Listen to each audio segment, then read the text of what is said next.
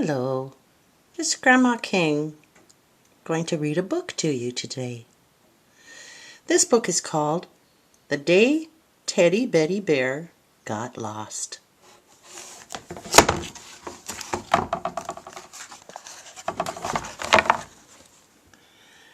The Day Teddy Beddy Bear Got Lost.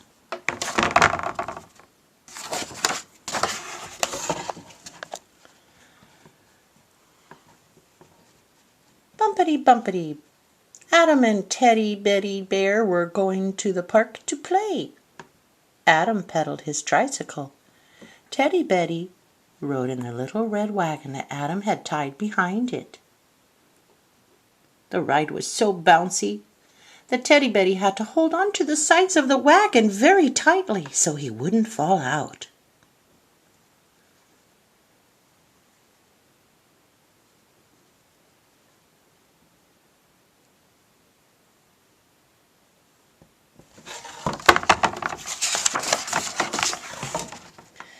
Teddy Beddy had never been to the park before. There were so many exciting things to do. They swung on the swings,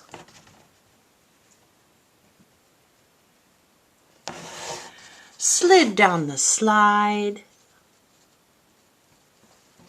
and climbed the jungle gym.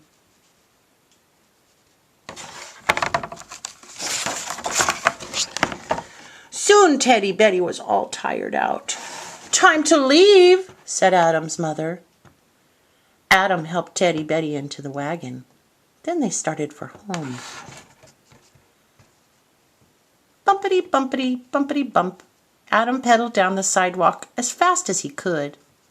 Teddy Beddy bounced from one side of the wagon to the other. What fun he was having. Suddenly, bump! The wagon hit a crack on the sidewalk. Teddy Beddy flew through the air. Bump! Teddy Beddy landed on the hard sidewalk. Teddy Beddy sat up and saw Adam in the distance. "Hey, wait for me!" Teddy Beddy called. But Adam didn't hear him and disappeared around the corner.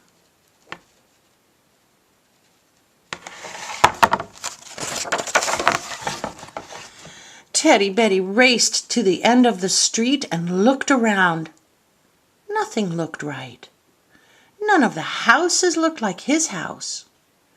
None of the front yards looked like his front yard. Worst of all, none of the little boys looked like Adam. Poor Teddy Beddy Bear. He was all alone and he didn't know what to do. So he sat down and he cried.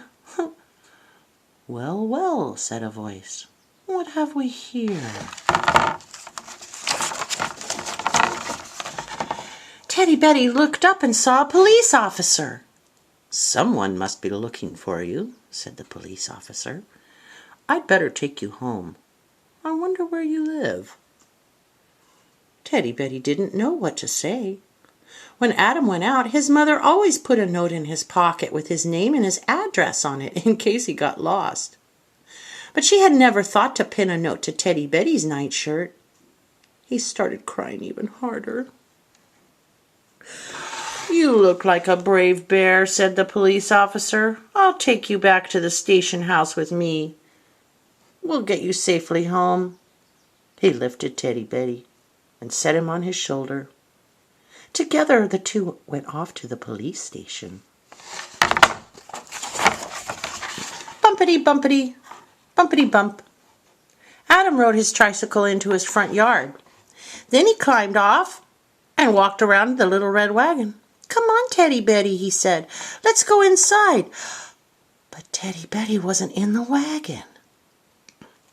Adam ran to the sidewalk.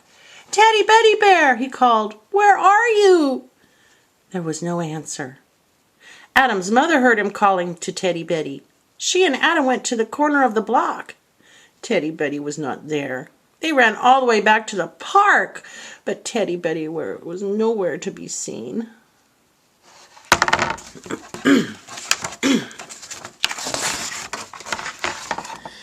Without Teddy Beddy, Dinner that night was no fun at all.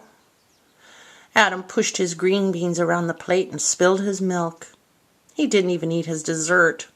Apple pie didn't taste good without Teddy Beddy there for company. "I have an idea," Adam's mother said after dinner. She called the police station and let Adam talk to the police officer who answered. "Have you found a bear?" Adam asked. "His name is Teddy Beddy and I miss him very much." They had found a bear. That afternoon another police officer had brought one into the station. But someone would have to come and pick him up at the police station. Adam and his father went to the police station.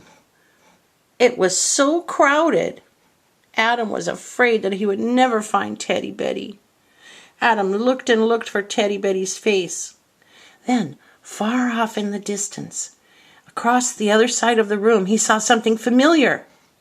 There on the sergeant's desk was Teddy Beddy Bear.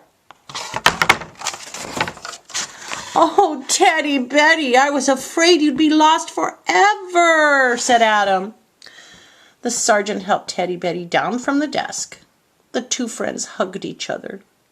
"From now on, Teddy Beddy," said Adam, "both of us will carry our address. That way neither of us will ever get lost again." And Teddy Beddy Bear agreed. Oh, that was lovely.